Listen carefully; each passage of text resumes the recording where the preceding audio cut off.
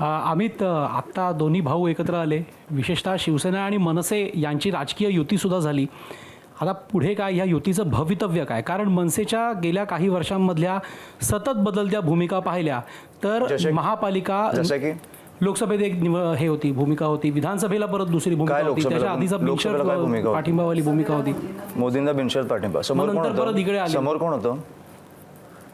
कोण होतं? राहुल गांधी. असू देत ना, असू दे ना. नाही, तुम्ही एक देशाचा विचार करताना, तुम्ही दोन लोक समोर बघताना, एक स्वातंत्र्य पक्ष म्हणून आम्हाला अधिकार आहे की हा माणूस काहीतरी करू शकतो. आणि मला वाटतं की साहेबांनी सभेत पण मोदींसमोर पण सांगितलंय की आम्हाला काय 5 मुद्दे पाहिजेत मराठीचे आम्ही आल्यावर. राहुल गांधी इलेक्शन झाल्यानंतर ज्या प्रकारे उतरले दुबार मतदारांचा विषय घेऊन, मला आवडलं. हेच राहुल गांधी जर इलेक्शनच्या वेळेला असतील तर मे बी आम्ही राहुल गांधीच्या बाजूने बोलू. तुम्ही पण कुठच्याही चॅनल चुकीच्या माणसाला चुकीचंच बोलता ना, आणि बरोबर केलं बरोबरच बोलता ना. ह्याच्यात बदलती भूमिका काय? भूमिका बदलणं म्हणजे मी राष्ट्रवादीला घेणार नाही, नाही, नाही, आमची युती होऊ शकत नाही, ह्याला भूमिका बदलणं बोलतात. ह्याला भूमिका बदलणं बोलतात.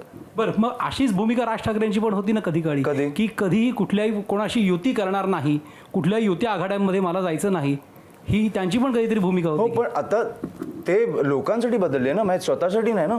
फॉर एक्झाम्पल मोदींसाठी पण भूमिका घेतली. आम्ही काहीतरी बोललो असतो की आम्हाला लोकसभेला इकडे पाठिंबा द्या, विधानसभेला स्वतःच्या मुलासमोर त्यांनी पाठिंबा नाही घेतला. जशी काळाची गरज असते तसं माणसाला बदलायला लागतं ना, की आता मराठी माणसासाठी एकत्र आलोय. बरं, दोन्ही पक्षाचा उतरता काळ असताना एकत्र आलोय, आता चढता काळ होईल.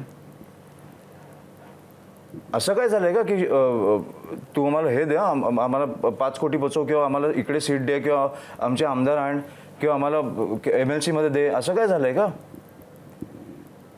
एकत्र येताना एक पक्षाची भूमिका असते आणि एक तुम्ही लोकांना फसवून येत आहे. या दोन गोष्टी वेगळ्या आहेत. फोडाफोडीच्या राजकारणामध्ये आता मनसेचे पण अनेक पदाधिकारी फोडण्याचे सुरुवात झालेली आहे. संदीप धुरी यांना भाजपमध्ये संतोष धुरी यांना भाजपमध्ये प्रवेश दिला.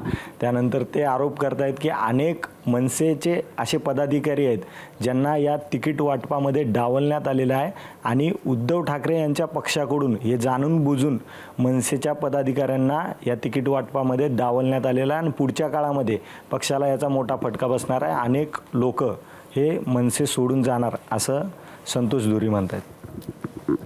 गुड. तुमच्या डावलण्यात आलं तुमच्या पदाधिकाऱ्यांना? ते बोलले संदीप देशपांडेंना ह्याच्यातनं डावलण्यात आलं ना, नेगोशिएशन मधनं, आणि संतोष धुरी सोडून गेले. एवढं वाईट वाटलं तुम्हाला मित्र? पुढच्या काळात संदीपजी आमच्या बरोबरच आहेत आणि संतोष धुरी सोडून गेले.